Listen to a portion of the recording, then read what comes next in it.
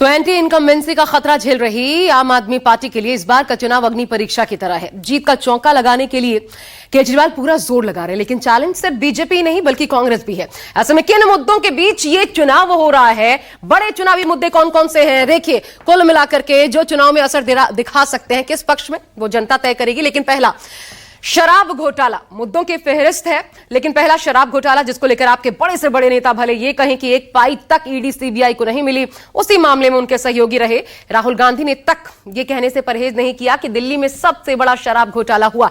दूसरा साफ पानी का मुद्दा जो कि दिल्ली में हार जीत का सबब बन सकता है। चुनाव प्रचार के आखिरी दिनों में बीजेपी के साथ साथ कांग्रेस ने भी अरविंद केजरीवाल को इस मुद्दे पर जमकर घेरा है।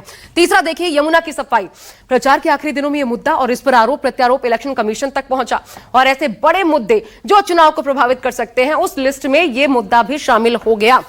चौथा शीश महल, इस पर भ्रष्टाचार, और यह कितना बड़ा मुद्दा है आप इस बात से समझ सकते हैं कि आज जब राष्ट्रपति के अभिभाषण पर प्रधानमंत्री सदन में बोल रहे थे तो उन्होंने शीश महल का जिक्र करते हुए अरविंद केजरीवाल पर एक बार फिर निशाना साधा। कहा, हमने जनता के पैसे का इस्तेमाल शीश महल बनाने में नहीं किया।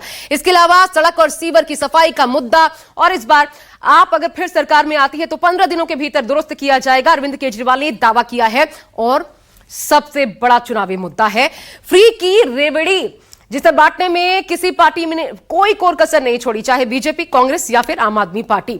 तो आप सरकार के खिलाफ कई मुद्दे हैं जिन पर बीजेपी और कांग्रेस से चुनाव दांव खेल रही हैं, लेकिन क्या इन्हीं बड़े मुद्दों से ध्यान भटकाने के लिए आम आदमी पार्टी भी आरोपों की राजनीति कर रही है या फिर कुछ और? देखिए।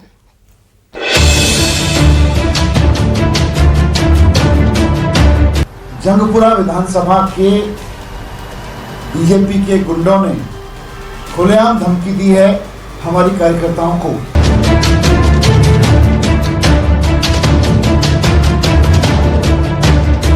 आपके सारे कार्यकर्ताओं को हर जगह हूटिंग हो रही है, उनको पता चल गया, उनके सारे लीडर भाजपा ज्वाइन कर रहे हैं।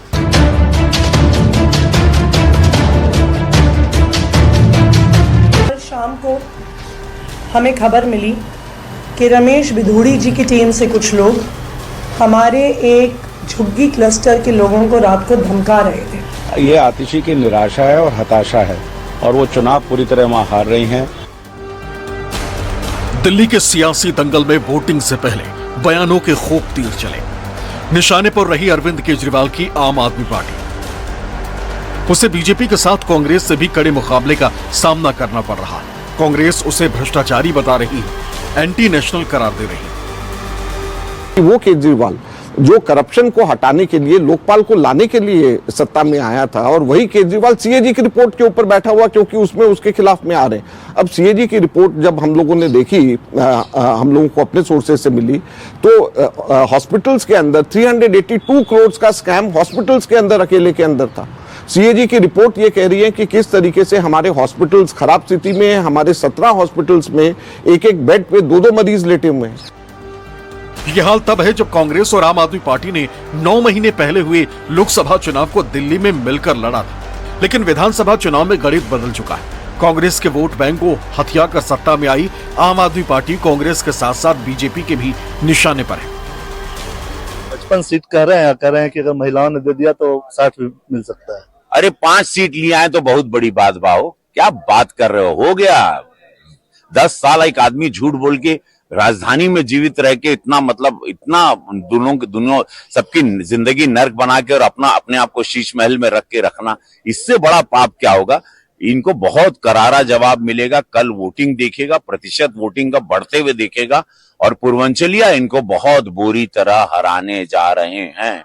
इन लोगों की जमानत जब्त होगी, आप देखिएगा। चुनाव प्रचार की शुरुआत से ही तीखे बयानों का दौर शुरू हो गया। बीजेपी के रमेश बिधूड़ी ने प्रियंका गांधी के गालों का जिक्र कर चुनावी माहौल को गर्म कर दिया। तो आम आदमी पार्टी ने हरियाणा की बीजेपी सरकार पर यमुना के पानी में जहर मिलाने के आरोप से दिल्ली के चुनावी रण में नया विवाद खड़ा कर दिया। बीजेपी ने आक्रामक तरीके से पलटवार किया और चुनाव आयोग से शिकायत की। प्रधानमंत्री ने तो आम आदमी पार्टी को नया नाम आपदा ही दे दिया। तीनों ही पार्टियां एक दूसरे पर सियासी हमले कर रही। सोमवार को प्रचार खत्म होने से पहले कांग्रेस प्रत्याशी अलका लांबा ने सोशल मीडिया पर वायरल एक वीडियो को लेकर मोती नगर से बीजेपी प्रत्याशी हरीश खुराना पर गंभीर आरोप लगाए। दावा किया कि दिल्ली के पूर्व मुख्यमंत्री मदन लाल खुराना के बेटे हरीश खुराना वीडियो में अपनी ही पार्टी के नेताओं पर गंभीर आरोप लगा रहे हैं। लेकिन चंद घंटों के बाद ही हरीश खुराना ने ट्वीट कर वीडियो को फेक बता दिया। सावधान, इस तरह के झूठे पैतरों से बचे, हारने वाले अब ऐसे ही हथकंडे अपनाएंगे।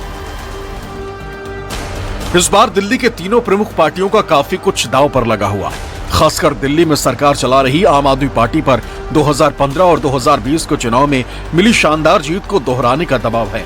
वहीं दूसरी तरफ बीजेपी और कांग्रेस फिर से अपनी खोई हुई जमीन वापस पाने के लिए जोर लगा रही है। Bureau report, news 24।